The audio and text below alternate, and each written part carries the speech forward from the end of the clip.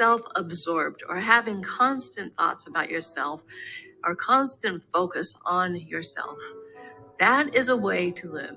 And some people do. I would like to encourage you to live another way. And that way is making it so you are on the lookout for others. I think by human nature, we're concerned about ourselves. We automatically think about, well, what would that feel like to me, or what do I want, or what sounds good to me, or what am I going to do, what's going to make me happy. It's almost inherently what we are. However, when you start living your life based upon that concept, well, that doesn't sound good to me. I'm not going to do that because I just don't feel like it. It's like a rope starts going around you, and it may just hang there. But then you have another thought that, well, I want this. I want this because that's just what I want. It's mine. It's another rope.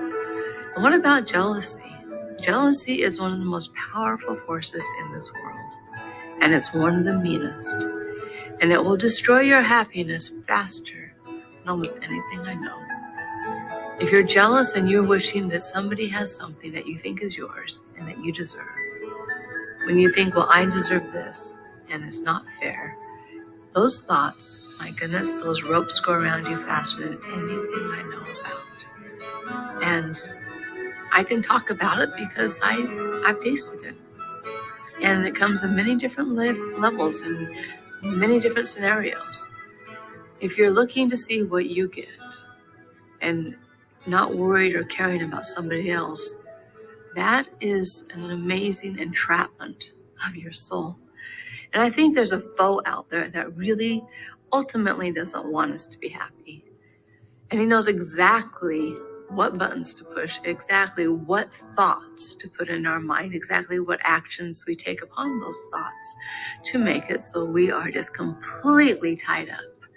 And when you're tied up, then you do not have the ability to really live.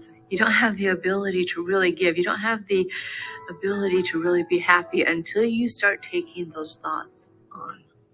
When you take those thoughts on and you take actions on those thoughts, which are against the self-centered thoughts. For example, I want her to be happy, so therefore I'm going to give just a little piece. I'm going to make it so she can have this. That rope comes off. And if the rope of jealousy is all ensnared and entwined, it comes off in pretty big pieces. And when you become in the habit of looking out for others, then it's really hard to be constantly worried about yourself. Yes, there's a certain part we have to keep, our sanity. We have to make sure we're doing the right thing. We have to make sure that we're keeping our core values and things, but that's not what I'm talking about. I'm talking about really caring for others. And when you say, well, that's not fair, this is mine, really? Does that feel good? And is that even true? I think that there are things that are ours, but you know what? Making sure that it's not hoping that somebody doesn't have something or wishing that you had it more. So tear those ropes off. Make sure you don't put those ropes on, because frankly, when you give in to those thoughts, you are allowing those ropes to go around you. When you take them on, you look at it and say, you know what? I want them to be happy. And therefore, I'm going to make it so. And I'm going to be really grateful that they get that experience. And if you let them know that, it's interesting.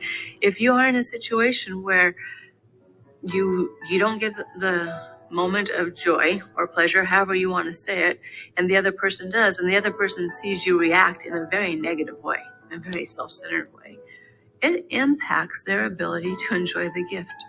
It impacts their ability to enjoy the experience that is given to them. So make sure that you're living your life not entrapped by all those negative thoughts, those negative feelings, the self-centered, self-absorbing actions, and set yourself free from all those ropes which try to just make it so you cannot be happy.